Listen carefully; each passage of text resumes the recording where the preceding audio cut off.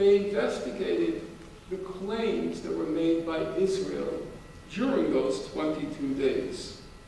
So, for example, as many of you know, Israel targeted ambulances during those 22 days.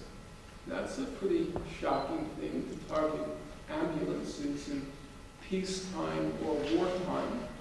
It's a pretty shocking undertaking, but Israel said, we have to target the ambulances because Hamas was using them to move around militants and move around ammunition.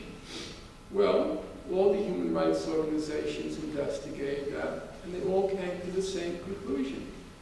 They found no evidence that Hamas was using ambulances to move around soldiers or weapons. Then, as many of you know, Israel targeted hospitals. It dropped white phosphorus. White phosphorus is a substance that reaches 1,500 degrees Fahrenheit, 800 degrees centigrade. They dropped white phosphorus in Al-Quds Hospital. They dropped white phosphorus in another hospital. They bombed many more hospitals and medical installations. And they claimed, well, we had to because Hamas militants were hiding in them. All the human rights organizations investigated that claim. They all agreed. No evidence at all that Hamas militants were hiding in those hospitals that Israel was targeting. Then, targeting mosques. Well, targeting mosques is a pretty serious undertaking. Many of you know because the anniversary recently passed a few days ago of Kristallnacht, which was considered a turning point on the way to the Nazi final solution when the Nazis targeted targeted synagogues in Germany and smashed the glass, shattered the glass, and that's where the term Kristallnacht came from, the shattering of the glass in the synagogues. And obviously for those who are believers, nothing can be more heinous than targeting a religious, a building of religious significance. So Israel targeted mosques. Why did it do that? Well, it said that Hamas had stored weapons in the mosques. And they claimed, for example, on December 31st and January 1st, when they targeted the mosques, there were what they call secondary explosions. And secondary explosion merely means when you fire, say, a missile at a building, after it explodes, if you then see other explosions, like a boom, boom, boom, it means there are probably weapons stored in those installations, or in this case, mosques. Interestingly, Israel itself, after January 1st, it no longer claimed secondary explosions. When it attacked the mosques on January 3rd, 4th, 5th, 6th, if you go through their press releases, they don't claim secondary explosions. So, why did they do it? Human rights organizations investigated. None of them found evidence that the mosques were being used to store weapons. Including, in fact, the fellow who was the main military advisor to Richard Goldstone's mission. He was recently interviewed. You could see it in this month's issue of Harper's Magazine. And he said it would have made no sense for them to put weapons in mosques because mosques are under surveillance by the Israelis, and there are much better places to hide the weapons. So even from a military point of view, it would have made no sense. And then Israel was systematically targeting the minarets in the mosques.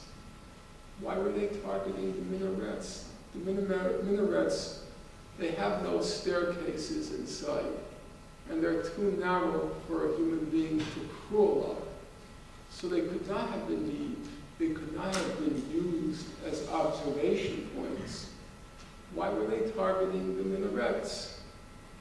Well, the Dugard mission, the one headed by John Dugard, the eminent international jurist, he said mosques, and more particularly the minarets, had been targeted on the grounds that they symbolized Islam.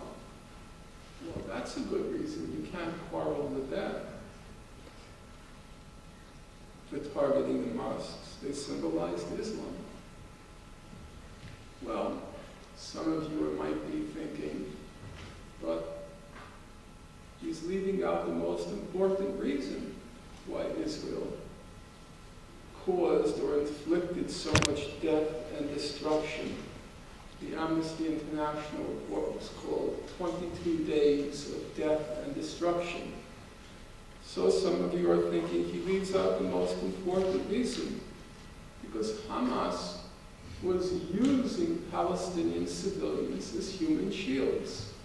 It was hiding behind them, and Israel had no choice except to kill civilians and damage civilian infrastructure, because Hamas was purposely using Palestinian civilians as human shields, and Israel had no choice.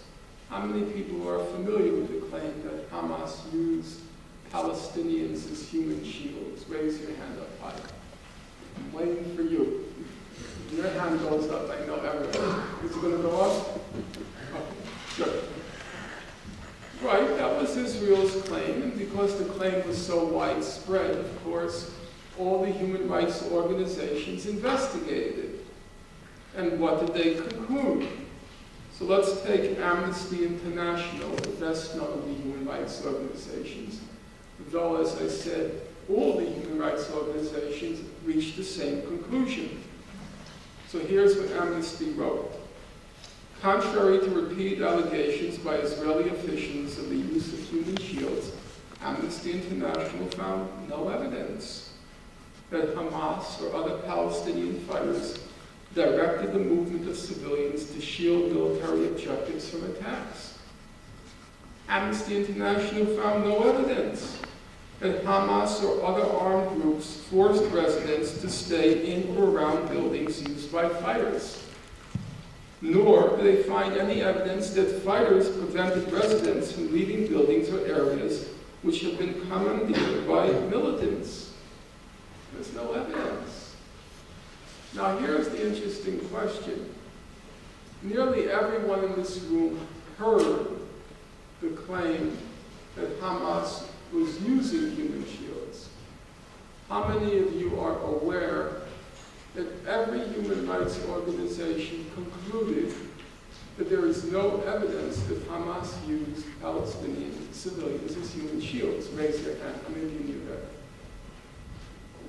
Well, you could say about between 1/5 and 1/10 of the audience was aware of that, and almost everyone who raised their hand was wearing an ICAHD t-shirt, or was an ICAHD t-shirt wearer's mother.